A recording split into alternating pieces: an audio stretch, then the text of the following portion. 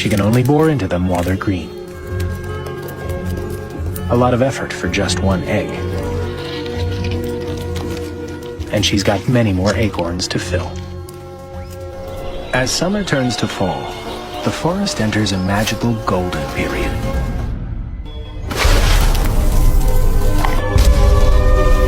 The moment the little chipmunk has been waiting for.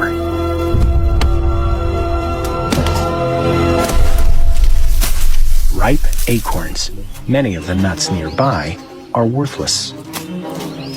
The acorn weevil's larva has been growing inside. Now, the size of a jelly bean, it's time to escape the nursery.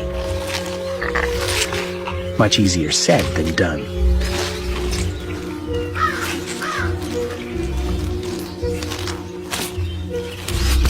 Even empty nuts don't go to waste, though. A new home for a new generation of acorn ants. Only the size of a grain of sand. They're so small, their entire society fits inside an old acorn.